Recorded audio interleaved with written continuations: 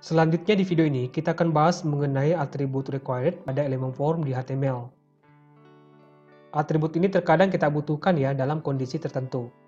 Ya, jadi anggaplah ceritanya di sini kita punya halaman registrasi ya, di mana di antara beberapa tag input yang kita buat ada beberapa input yang wajib diisi oleh user.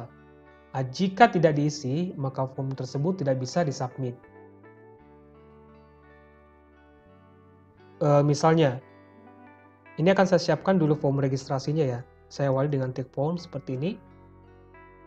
Saya enter. Lalu saya bungkus dengan tag P. Kita butuh beberapa elemen form di sini ya sebagai bahan latihan. Misalnya, di sini kita butuh nama lengkap, lalu tag input, input type text ya, kita gunakan text. Untuk atribut name-nya, ya untuk sementara kita kosongkan ya. Itu nanti akan kita bahas lebih detail ketika kita sudah berinteraksi dengan bahasa yang lain. Kemudian di bawahnya lagi saya buka lagi tag P.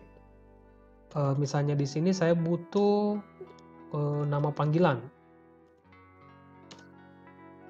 Lalu input, saya enter. Kita butuh alamat 1. Lalu tag input. Kemudian di bawahnya saya buka lagi tag P.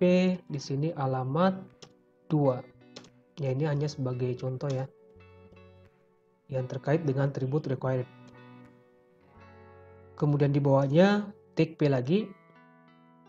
Misalnya di sini nomor handphone.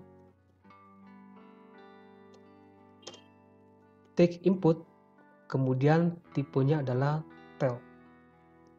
Nah, ini sudah cukup 5 tag input. Terakhir di sini kita tambahkan tombol, button, kemudian di sini kirim data. Kemudian di sini jangan lupa atribut tab-nya.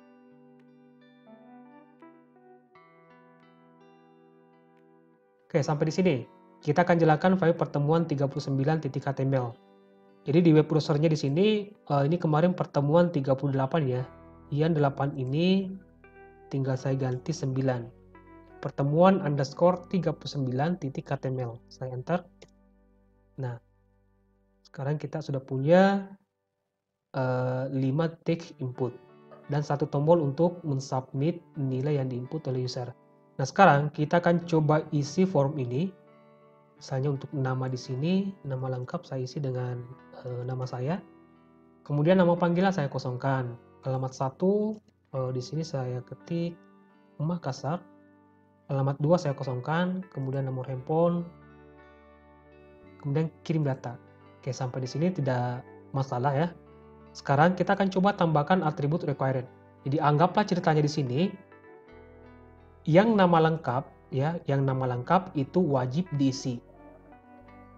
Ya, nama lengkap dan alamat 1 itu wajib diisi. Jika tidak diisi, maka kita tidak bisa mensubmit nilai dari form ini. Coba kita tambahkan atribut di sini. Di bagian nama lengkap, kita akan tambahkan atribut yang namanya required. Oke. Yang alamat 1 juga kita tambahkan atribut required. Oke, sekarang kita akan coba kembali. Saya refresh. Oke, nah sekarang untuk nama lengkap, jika saya tidak mengisi bidan ini, saya langsung ke sini. Andis, kemudian alamat 1 saya kosongkan ya. Kemudian saya isi ini. Nomor handphone, ini saya acak saja angka seperti ini, kemudian kirim data.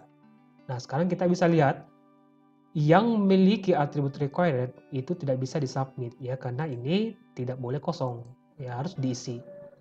Nah, kalau saya isi ini, sekarang saya isi, sudah betul, saya klik tombol kirim data, nah maka pindah lagi ke sini. Jadi sekali lagi, atribut ini itu biasanya kita gunakan dalam kondisi tertentu. Ya, kondisinya itu ketika ada tag input yang wajib diisi oleh user. Nah, jika tidak diisi, maka tentu akan muncul peringatan seperti ini ya.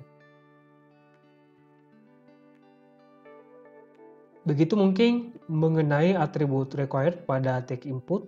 Semoga bermanfaat dan sampai jumpa di video berikutnya.